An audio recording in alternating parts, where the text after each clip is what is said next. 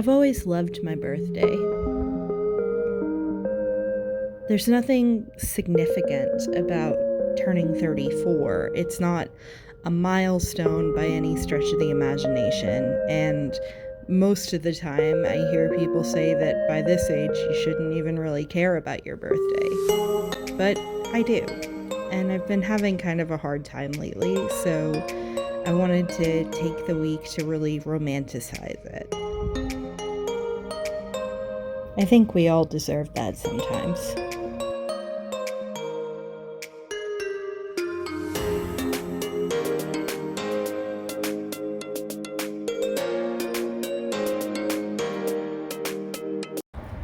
It's my birthday! Well, not exactly. It's the day before my birthday. I was gonna do a week in the life vlog, and I forgot to vlog throughout most of Monday and Tuesday, and then by Wednesday I gave up. So I figured I'd film the interesting stuff for you guys. We started out the day going to pick up meds, need those, and then went to this bakery and got some donuts. Now we're waiting for our lift to take us to the surprise thing that I don't know what it is. I had a couple theories. I think they got debunked this morning, so I'm clueless. We're gonna see, and then I think we're gonna get some Sonic and go to Barnes & Noble later, but I'll take you guys along for it.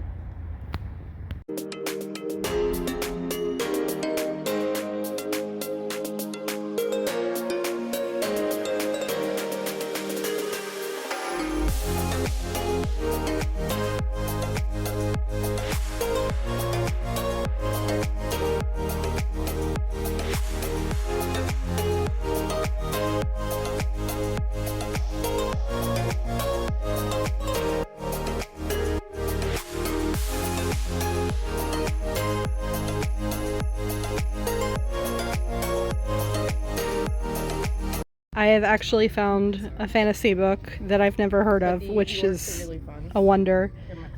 So it's kind of like a D&D campaign 10 years later, where they're kind of a mess and traumatized and meeting back up. But it's also called This Will Be Fun.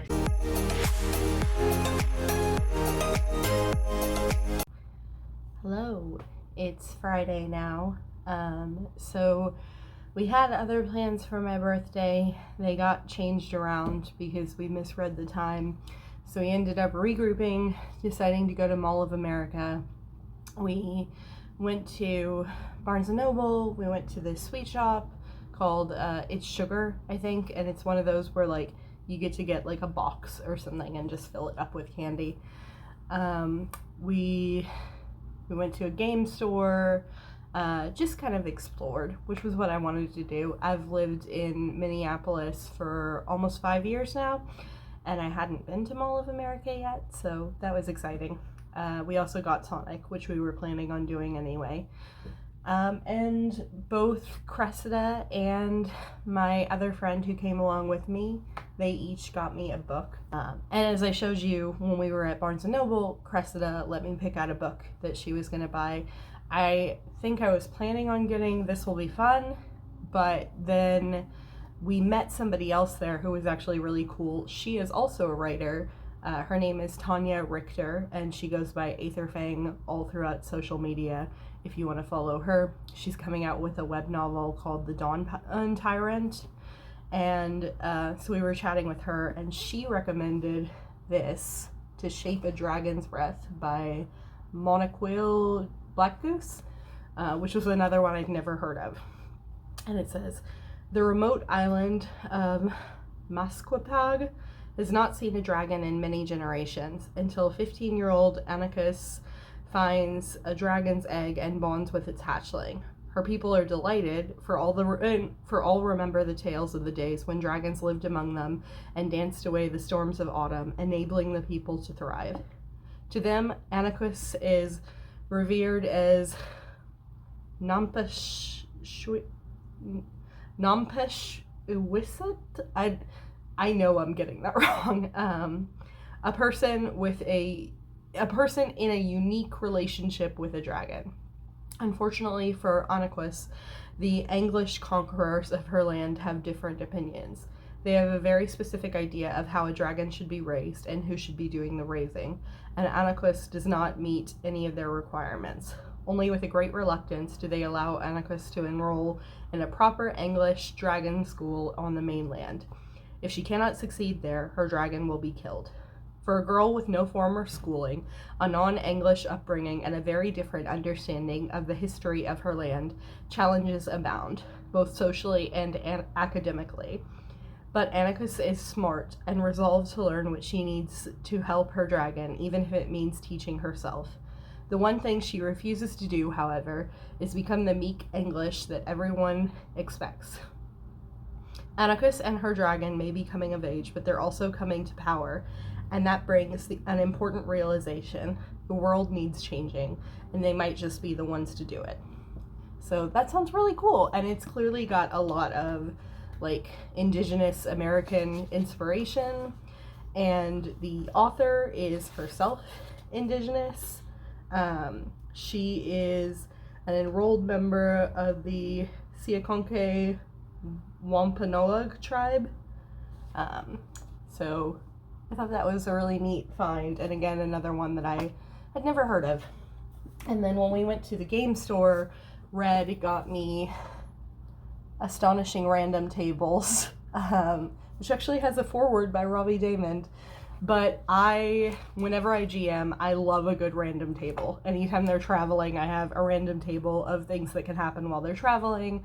I love to have a variety of different things that can occur, and I think this would be a good source of inspiration. I probably wouldn't take it wholesale and plop that into the game, but it would give me ideas as a jumping off point, so I'm really happy with this. Today I am doing kind of a movie marathon, partly with myself and then partly with my Quip whenever she's done with her homework for the day. So I'm watching my favorite movies, which is Tick, Tick, Boom. That's what I'm watching right now. I am watching Knives Out, and I'm gonna watch Belle, the 2021 like animated movie that I just think is one of the most beautiful movies I've ever seen. That's the one I'm gonna watch with Cressida. We're gonna have some popcorn. We're gonna get the candy out that we got from It's Sugar and just have a nice time. I'm also gonna do a little bit of writing because I am so close to the end of chapter 1 of Fox Eyes, and I want to read that to Cressida tonight. So that's my plan for today, which is my actual birthday. Yesterday was just the more convenient day to celebrate, but today is my actual birthday. I am actually 34 now. That's a wrap on chapter 1 of Fox Eyes. I'll leave you with this ominous line. I'm gonna do a little bit of light editing to make sure that the rules of the world that I've established are consistent before I share it with my roommate tonight. But that's all I've got that was my goal for the day for writing, and I'm really happy to have it done.